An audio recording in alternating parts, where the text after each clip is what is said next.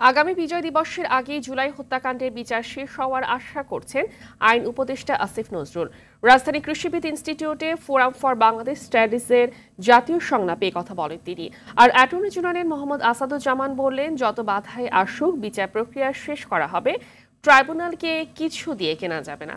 আতিকা রহমানের রিপোর্ট। রাজধানীর কৃষিবিদ ইনস্টিটিউটে ঐক্য সংস্কার ও নির্বাচন বিষয়ে জাতীয় সংলাপ আয়োজন করে ফোরাম ফর বাংলাদেশ স্টাডিজ। এ সময় গুম হওয়া পরিবারের সদস্য ও বিভিন্ন রাজনৈতিক দলের নেতারা ফ্যাসিস্ট সরকারের গেল 15 বছরের সব গুম খুনের দ্রুত বিচার দাবি করে। এই 141 দিনে কি একটি বিচারও করা সম্ভব ছিল না? খুন গণহত্যার বিচার করতে হবে, সেই বিচারে তাদের যথেষ্ট শিথিলতা এবং দুর্বলতা আছে। সংস্কারও একটি চলমান প্রক্রিয়া, চলতেই থাকবে। যত দ্রুত সম্ভব একটা অবাধ নির্বাচনের ব্যবস্থা করা, যেই নির্বাচনের মধ্য দিয়ে জনগণ তার প্রকৃত রায়কে প্রকাশ করতে পারবে।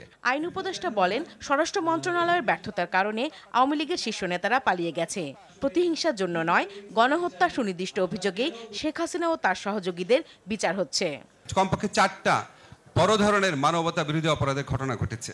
একটা হচ্ছে জুলাই অগাস্ট হত্যাকাণ্ড, একটা হচ্ছে বিডিআর হত্যাকাণ্ড, একটা হচ্ছে শাপলা হত্যাকাণ্ড, আর একটা হচ্ছে ধারাবাহিক গুম এবং বিচার বহির্ভূত যে হত্যা। সামনের বছর বিজয় দিবসের আগেই এই বিচার অন্তত বিচারিক আদালতে সম্পন্ন হবে।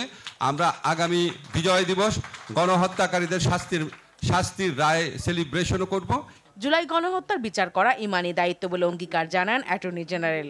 সুষ্ঠুভাবে পালন করব ইমানি দায়িত্ব হিসাবে। আমাদের মধ্যে কোনো লোভ নাই, আমাদের কেউ কিনতে পারবে না, আমাদের কেউ ইনফ্লুয়েন্স করতে পারবে না, কেউ এসেই এই বিচার প্রক্রিয়া থেকে সরাতে পারবে না। যারা দেশটাকে খুন এবং গুমের স্বর্গরাজ্যে পরিণত করেছিল, যারা ছাত্র জনতার রক্তে এই বাংলাদেশের মাটি রঞ্জিত করেছে, তাদের বিচারটা আমাদের 1 নম্বর প্রায়োরিটি। কাজে এই জায়গায় ব্যর্থ হওয়ার কোনো সুযোগ নাই।